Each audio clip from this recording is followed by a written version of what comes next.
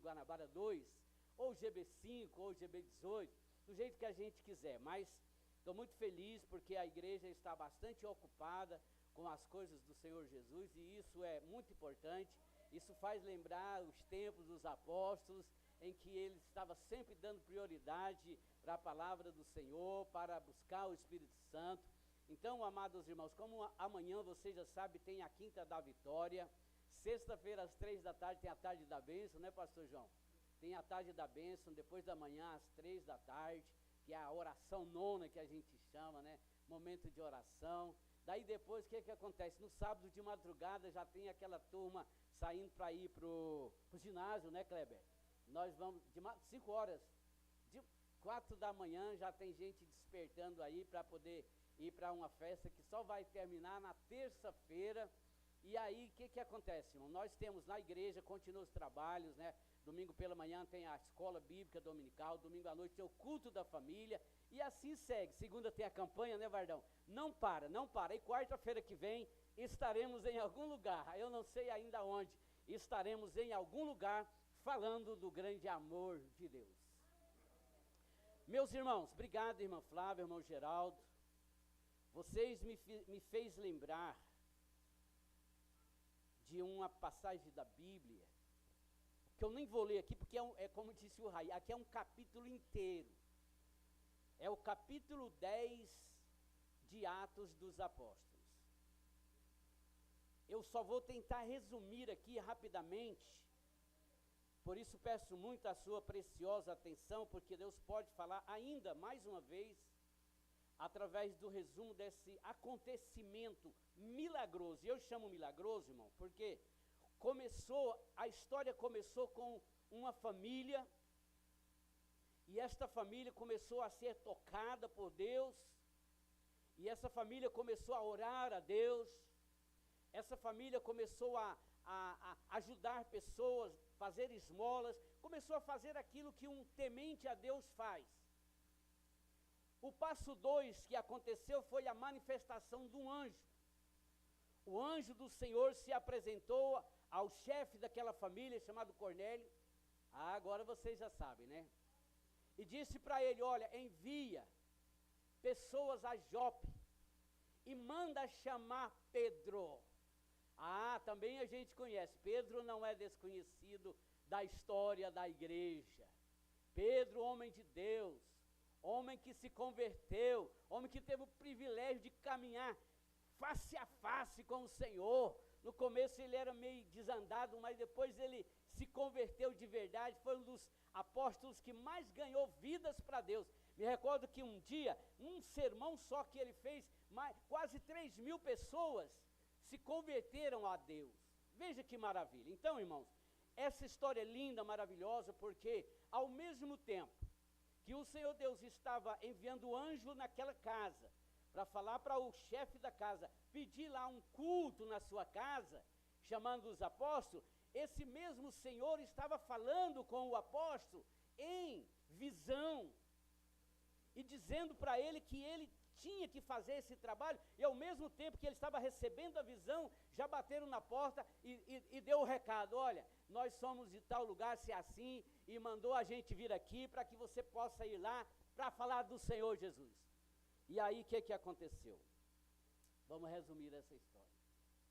O apóstolo foi. Irmão, aqui a gente aprende muita coisa que às vezes, se a gente não tomar muito cuidado, a gente perde a sensibilidade do Espírito Santo. Porque veja bem, o apóstolo poderia muito bem, na sua arrogância, no seu conhecimento teológico, se bem que ele não era muito conhecedor assim teologicamente, mais um temente a Deus, mas ele poderia dar outra interpretação para aquela visão.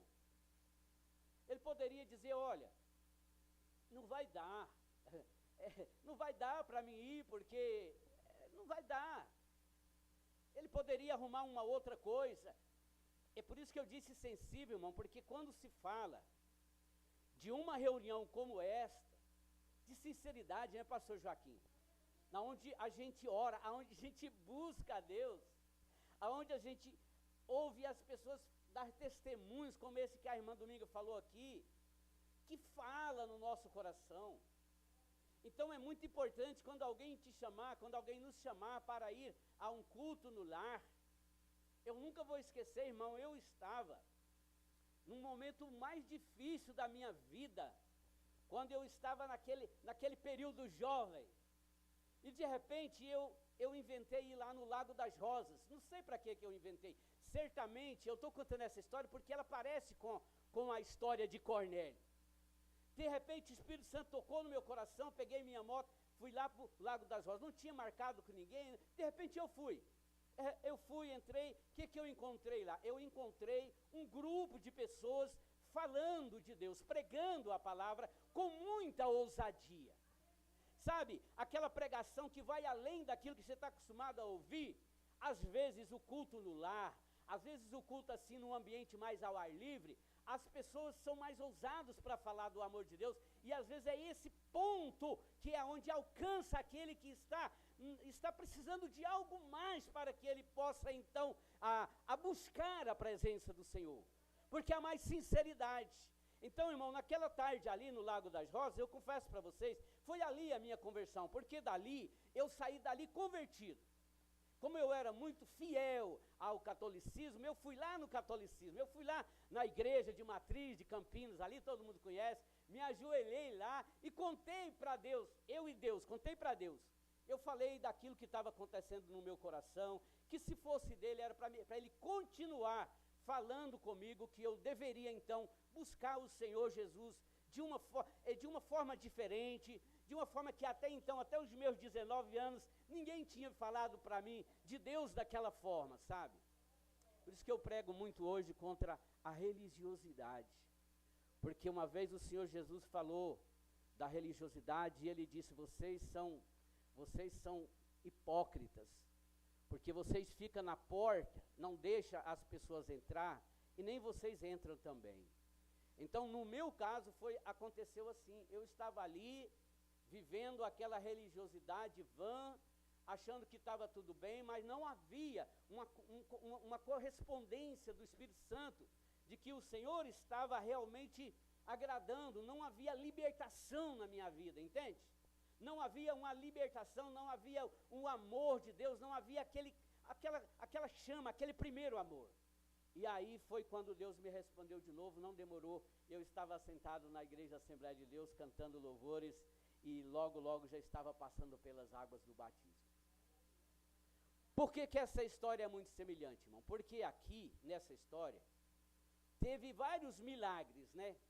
Primeiro milagre, Deus começa a falar no coração de um homem piedoso, um homem que tinha, um homem de posse, um homem que tinha autoridade, que tinha servos.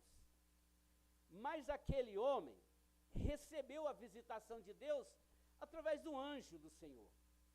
E ele não titubeou, e ele chamou logo os seus servos, pediu para enviar lá onde Deus tinha mandado. Onde o Senhor já tinha preparado lá o apóstolo, para que também, Deus estava falando com ele na visão, para que ele também atendesse aquele chamado. Foi aí onde eu parei. Às vezes nós não atendemos o chamado do Senhor. E Ele chama a gente e a gente não atende. Às vezes Ele chama outra vez e a gente não atende. E isso é muito perigoso, sabe, irmãos? Porque os muitos fazeres, imagina, o apóstolo também poderia dizer: não, isso não pode, não dá para mim, marca outro dia. Não, imediatamente ele já entendendo que era uma visão de Deus, assim como a gente entende, irmã Flávia, que a gente veio aqui hoje por uma visão de Deus, por uma revelação de Deus, por um amor de Deus que a gente veio aqui hoje na sua casa. Então daqui a gente sabe que coisas maravilhosas estão acontecendo. Talvez somente as pessoas mais espirituais conseguem enxergar agora, mas depois vão enxergar. Quando começar a ver os frutos de reuniões como essa, vão começar a enxergar melhor. E vejam, quando o apóstolo chegou na casa de Cornélio e contou tudo que Deus tinha falado para ele, e aí o Cornélio também contou tudo que Deus tinha falado para ele, e o Cornélio falou: agora nós estamos aqui para te ouvir. Veja como é grande a responsabilidade da igreja do Senhor. Tinha o Espírito Santo trabalhando, os anjos trabalhando, mas chamou a igreja para falar do amor de Deus. Então, a gente não pode esperar, irmão, que Deus vai usar outro povo nesse momento, a não ser a própria igreja, para falar do amor dele. E aí vocês já conhecem o restante, quando eles começaram a falar a palavra de Deus, Atos capítulo 10, já mais na parte final, o Espírito Santo veio sobre eles. Diga glória a Deus. Vamos ficar de pé e fazer um momento de oração. O Espírito Santo veio como está aqui, como o Espírito Santo veio sobre eles. E ali, meus irmãos, houve visitação.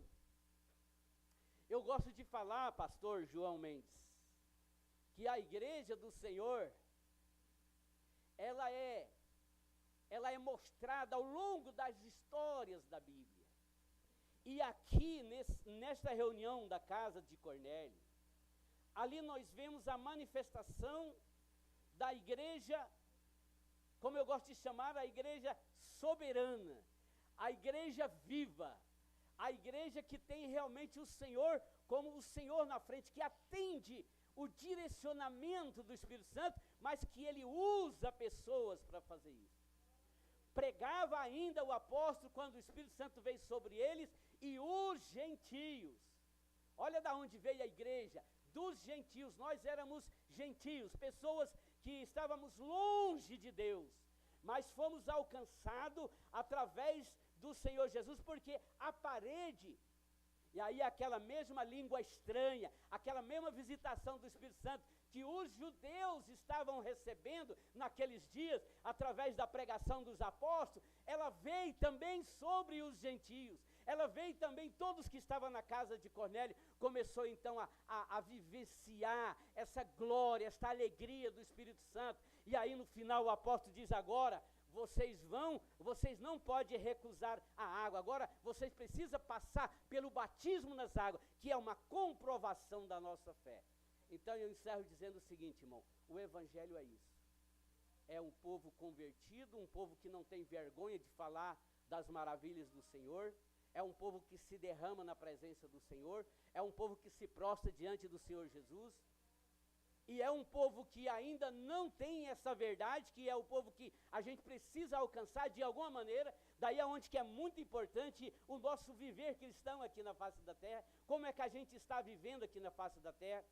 E a igreja é formada então dessas pessoas que antes eram gentios e agora com a visitação do Espírito Santo passa a ser igreja do Senhor Jesus.